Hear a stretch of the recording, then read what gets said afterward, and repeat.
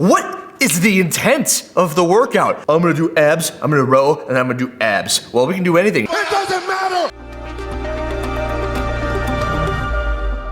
Yo, I didn't sign up for the quarterfinals. I said I wasn't gonna do any of the workouts, but I did one. I did event 4, and I did it the way that I like to do these, which is with no warm-up, but I just wanted to see where I was at. I got 659 meters into that third row of 1,000, and that just is what it is. If you beat me, sweet, good work. As I was going through that workout, I remembered looking at the workout description, namely the picture. And in the picture, you'll see an athlete that some of you guys may know. His name is Torla Moraquinho. He's competing on a team. He is the guy who is demoed in the little thing where you can see where your hips are now supposed to sit on the pad for the GHD sit-ups. This is something where I have covered it 9 months ago. And what I do is I get out to the floor and I throw the hip pad all the way back. Why? Because I'm trying to go from point A to point B, and I'm trying to do the most work per CrossFit's term in as little time as possible. It's completely allowed by CrossFit, and I don't think that it's worth changing. This is just another avenue to cause even more arguments. The fact that we're adding that gray area, and if we're on the GHD and it's like, oh, where are their hips in relation to the pad? It becomes a whole nother issue. It's just like pushing away off the top of the rings. All you gotta do is,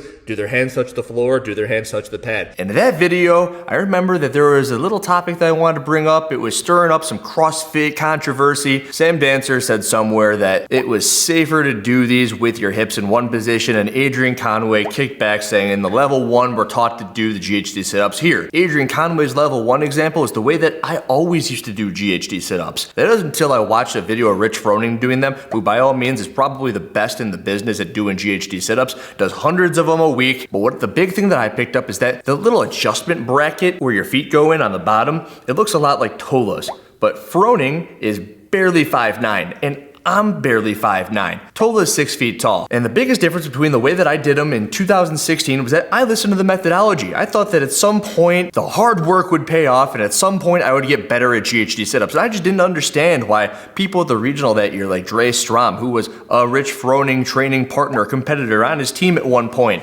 was blowing everyone and myself out of the water and can do workouts like 25 GHD sit-ups on the minute for an hour and survive. And it didn't make any sense to me. I go, how is it that they can do that and I can do this? Until it clicked. Get your hips on top of or in front of the pad. It's so much easier. I remember I did GHD Annie and I could not get it under 9 minutes. It was just, I couldn't move any longer. That is, I would try things such as like really snapping my hips down. I tried to yank myself up. I'd do whatever I could, throw my arms harder. No matter what I did, it wouldn't work. That is until I watched the video, I saw where he puts the little foot bar, putting your hips on this side of the pad, and I freaking went under 6 minutes the first time around. Took off like 3 minutes on GHD Annie just by making that adjustment. Everyone's like, it's cheating, it's going against the way, but in the sport of CrossFit, you cannot introduce gray area. The fact that we're adding that gray area. Welcome to gray area. What are your hips? Tell me, what are they?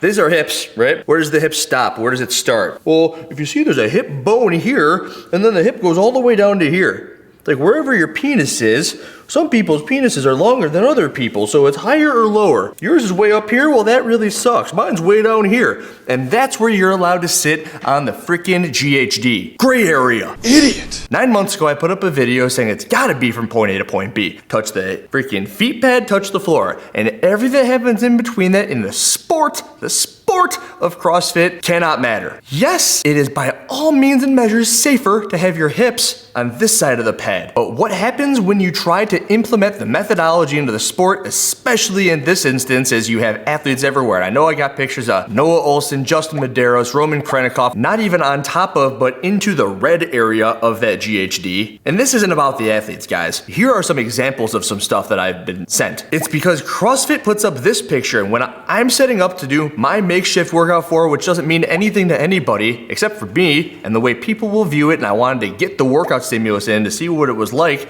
it was a lot like 2016 where I hadn't quite learned the trick. I tried to keep my hips as far on this side of the pad as possible, where every other point up until that point I had just tried to touch the pad, touch the floor, and make it as easy as possible. And now the effect really kicked in quite a bit earlier. There are going to be hundreds, if not thousands, if not tens of thousands of people who did it the right way. And they're gonna see these and they're gonna get pissed. And they have every right to get pissed because you look at the picture and go, I gotta keep my hips over here. They don't understand that this dude is 6 feet tall and they didn't read what the freaking bullet point says, which is the athlete's hips must be placed on or behind the top of the freaking pad? Well, hips on can mean a whole lot of things. I'm gonna plug in a video of me like sitting on top of that. And if you're gonna sit on something, it means your hips are on top of it, no? So at any point in which you're able to just sit there, you would assume that your hips are on top of the thing in which you're sitting on. They should eliminate that first spot and just say the hips must be behind the seat pad. And then from that point on forward, every athlete that I'm showing you here, Noah Olson, Justin Medeiros, they get a freaking penalty. They don't count. They didn't listen to the rules.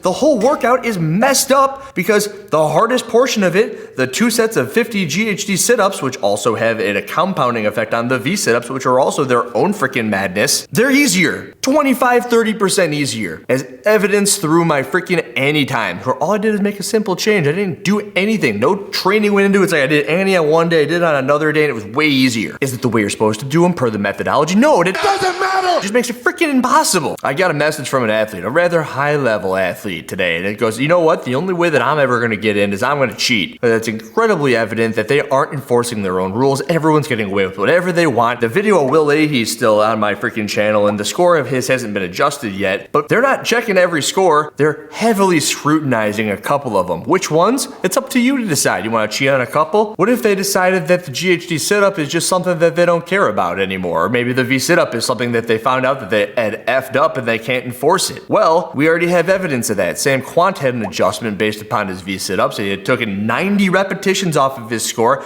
90 repetitions off of his score, as evidenced through a story he put up where there's an email telling him that he had gotten docked those points. He moved all the way down on the leaderboard, and then they go, wait a minute. I don't know shit about fuck. Actually, the email exactly says, first, I would like to apologize for any confusion and frustration this may have caused you. After looking at your video a second time, we decided that your V-ups do meet the intent of the workout and will reinstate your original score. What is the intent of the workout? I'm gonna do abs, I'm gonna row, and I'm gonna do abs. Well, we can do anything. It doesn't matter! You wanna do ab wheel rollouts? For those of you who thought that toes to bar would be a better idea than the GHD sit-up, go ahead and go do 50 toes to bar if you think that it's gonna be better. It's entirely their fault that they're gonna have words in there such as, your feet need to be together. It's like, well, is this together? Remember the Thriller dance. Yeah, they're together. They're moving at the same time in the same plane. But this is what the picture shows. That's the same issue we had on the GHD sit-up. You had Allison Scud sitting there, and when she's touching her toes up top, she's touching her toes. And it says, touch your feet. And then you see Justin Medeiros touching the tongues of his shoes. And you see freaking Will Leahy touching the tongues of his shoes. It's like, get the world's longest tongue on your shoe, and you're good to go, because all of a sudden it's part of your foot. Again, it's not the athlete's fault. They're playing by their freaking stupid rules that CrossFit is laying out. Here's a picture of a perfect repetition, but then it also says touch your feet. You're gonna do whatever you can do and get away with. I 100% think that Sam Quant had his feet apart. Someone goes, oh yeah, this isn't what the picture showed, and then someone up top goes, wait a minute, if we hold him to that standard, we gotta hold everyone to that standard, and we don't have the manpower to go through this leaderboard. We can't even get one score right. These are 20-minute workouts. We put out standards that we didn't check before. It's madness. Our pets' heads are falling off. And then again, it comes back to the live video that I did. Why on this earth would you sign up for this competition? I mean, if you're gonna try to go to the CrossFit Games, make some money, sponsors, the whole deal, maybe if you're in the top 250 in your region or you're really wanting to get there, cool, do it, spend the money. If you're somebody who gets a kick out of where you placed and improving year after year, ask yourself this question: are you improving? If you did a workout way harder than everybody else, and next year the standards are all weird and some people are doing different, maybe you read them differently. Are you getting better, or do you have a 20 to 30% increase on a workout the same way that I did on GHD Annie, where some people didn't get the benefit you did? Are you really better? Are the tests just showing that you got better? Did you get worse? I don't know. How did you read it? Did you look at the picture? Are you in 3rd grade? Are you an adult? Did you read? Can you read? Are you like Patrick Vellner, podium athlete who didn't know how to read the standards either? His feet are apart. Is he gonna get a penalty? Everyone gets a penalty then. Who? What are you, a fucking owl? On the CrossFit Games team, who in the CrossFit company is gonna make a statement about what is going on here? I'm tired of this, Grandpa. That's too damn bad! Because right now I control the narrative. Andrew Hiller and his YouTube channel, this is what you could have had, CrossFit. You could have had me. You could have looked at my video from 9 months ago and said, you're right, we really should just go from point A to point B on the GHD sit-up, because if we don't, we're gonna face freaking madness. Arrows that are being shot over us. Since we can't fight in the shade, we need your help.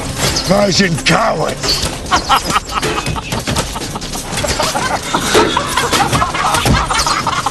But you decided not to do that because you guys know better and you want to try to somehow blend the methodology in together with the sport. And this is what happens. And then you don't proofread it with your freaking 4-year-old cousin going, okay, what do you think when it says touch your feet? And they go, Dad, touch the freaking toes. Toes, toes, toes, because the picture shows so. Oh, okay. I guess I should say touch the toes, not the feet then. All right, well, 4-year-old, what do you think about this one where it says put your feet together? It's like, well, Dad, they're touching here, but they're not touching here.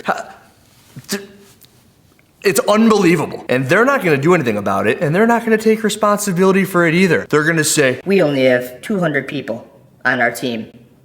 Where? What do you want us to do about it? Poor us. Poor CrossFit. Where? Andrew Hiller's so mean. We tried to do what's best. Never mind. We're just not going to say anything. He's scary. We can't hire him. We don't want to have his opinions. They make people uncomfortable. well, this is what happens. You let Andrew Hiller control your freaking world. Welcome to the danger zone, CrossFit. To a zone which is one of danger. Andrew Hiller, out.